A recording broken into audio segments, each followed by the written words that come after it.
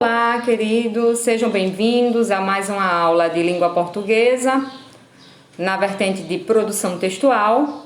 Hoje a nossa aula será de leitura e de interpretação. Espero que vocês tenham lido bastante, e eu já falei, não precisa ler um texto, um livro, a gente pode começar com pequenos textos, pequenas frases, e aí a gente vai aumentando, tá bem? Na aula de hoje, nós falaremos sobre o texto que consta nas páginas 11 e 12 do livro didático de vocês. Então, nós encontramos esse texto no livro e eu gostaria que vocês tivessem esse livro em mãos para me acompanhar no decorrer desta aula, porque nós teremos as questões do livro e é importante que vocês tenham em mãos. Nós faremos agora a leitura da página do livro de vocês. Eu vou tirar aqui, vou desligar um pouco a câmera para que vocês me acompanhem no texto. Aqui no slide ele está pequenininho, mas vocês podem abrir aí no livro da página 11 e me acompanhar na leitura. É uma leitura bem prazerosa. Vamos lá? O título do texto é A Ilha e diz: minha história começa numa ilha com pouco mais de 200 habitantes, na Baía de Todos os Santos. Uma fração de Brasil praticamente secreta, ignorada pelas modernidades e pelos mapas. Nem o quase infalível Google Maps consegue encontrá-la. E aí a gente tem no glossáriozinho ao lado que infalível é aquilo que não falha, que nunca se engana. É nessa terra minúscula, a Ilha do Pati, que estão minhas raízes. O lugar é um distrito de São Francisco do Conde, município a 72 quilômetros de Salvador, próximo a Santo Amaro e conhecido por sua atual importância na indústria do petróleo. Na ilha, as principais fontes de renda ainda são a pesca, o roçado e ser funcionário da prefeitura. No Pati, sapatos são muitas vezes acessórios dispensáveis. Para atravessar de um lado para o outro na maré de águas verdes, o transporte oficial é a canoa, apesar de já existirem um ou outro barco cedidos pela prefeitura. Ponte? Nem pensar, dizem os moradores em coro. Quando alguém está no porto e quer chegar até o Pati, só precisa gritar tomaquê. Talvez você, minha companhia de viagem, não saiba o que quer dizer tomaquê. É uma redução, como oxente, que quer dizer o que é isso, minha gente? Ou opaió, que quer dizer que é, olhe para isso, olhe. Ou seja, é simplesmente me tome aqui, do outro lado da margem. É muito gostoso gritar, toma aqui! Assim, algum voluntário pega sua canoa e cruza a remo 1 quilômetro nas águas verdes e calmas. Entre os dois pontos de travessia se gastam uns 40 minutos. Essa carona carrega, na verdade, um misto de generosidade e curiosidade. Num lugar daquele tamanho, qualquer visita vira assunto, e é justamente o remador quem transporta a novidade. Até hoje procuro visitar a ilha todos os anos. Gosto de entender minha origem e receber um abraço afetuoso dos mais velhos.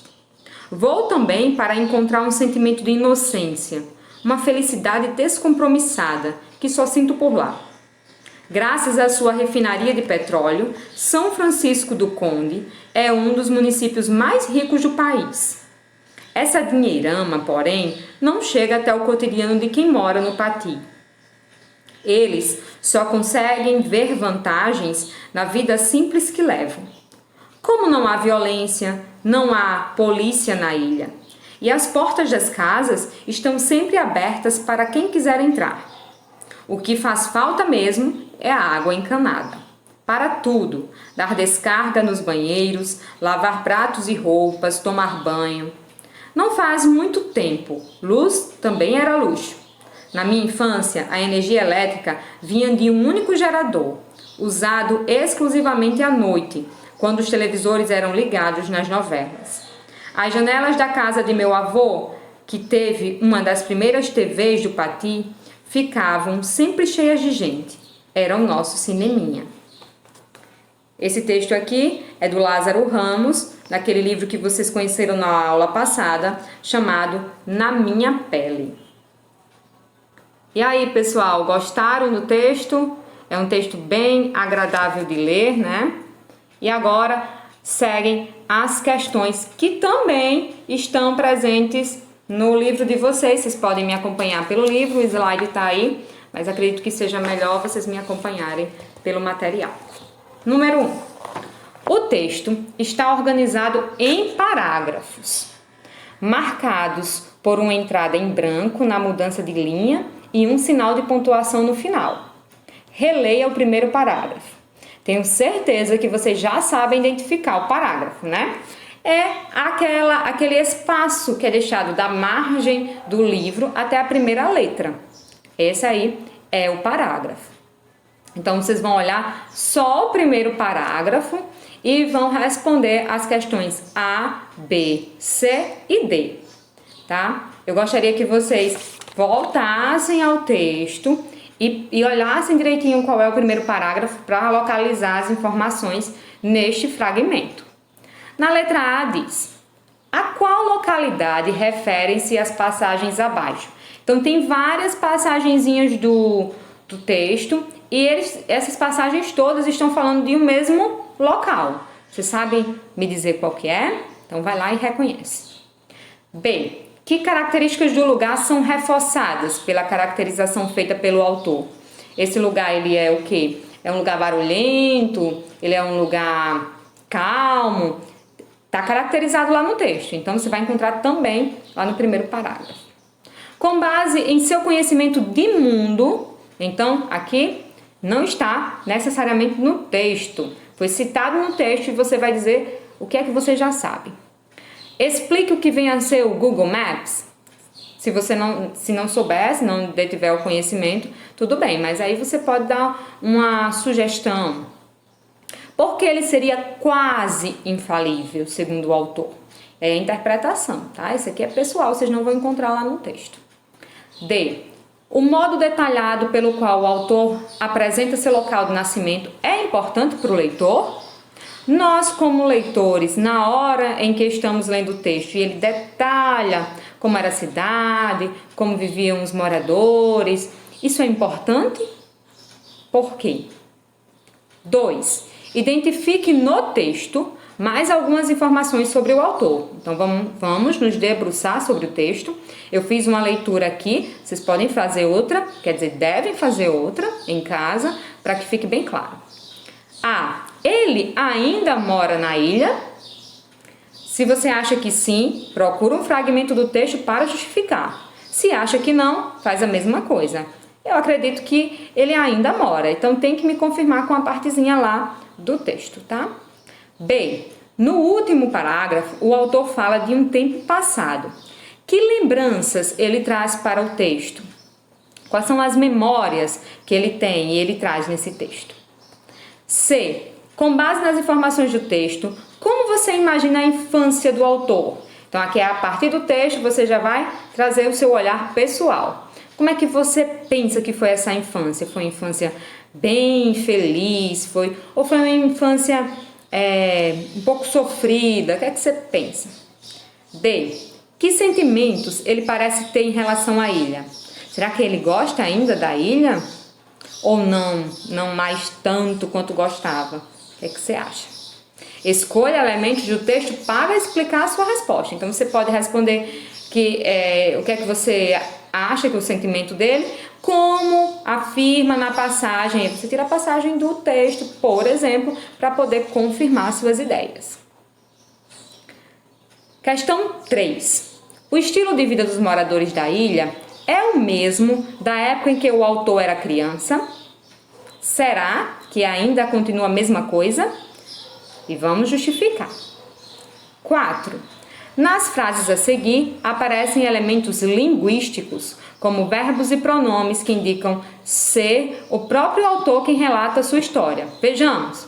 Minha história começa numa ilha. Então, aqui eu compreendo que é a pessoa que escreveu o texto, quem participou das ações, por conta de algumas características, como, por exemplo, o pronome minha história, né? Até hoje procuro visitar a ilha todos os anos. Quem é que procura visitar? Aí tá combinando, eu procuro visitar. Se quem escreveu o texto foi o Lázaro Ramos, então já dá para entender que é o próprio autor quem relata a sua história, correto? Por quê? Podia ser que o Lázaro Ramos inventasse um personagem para colocar lá no livro, mas não, né? Ele relata a sua própria história, está aqui mostrado através de alguns termos, da terminação do verbo, do pronome utilizado. Na letra A pergunta em que pessoa verbal foi escrito o relato. A gente tem 3 pessoas, né? Primeira, segunda e terceira pessoa. Estão lembrados? Então eu quero saber quem é essa pessoa que conta, em que pessoa ele está. Vamos deixar 2 alternativas? Geralmente os textos ou são escritos em primeira pessoa ou em terceira pessoa. Vamos lembrar? A primeira pessoa é eu ou nós. Então, se o texto estiver falando eu saí ontem à tarde, ele está escrito em primeira pessoa. Se tiver saímos para tomar um café, está escrito em primeira pessoa, porque está aqui implícito a palavra nós. Nós saímos para tomar um café.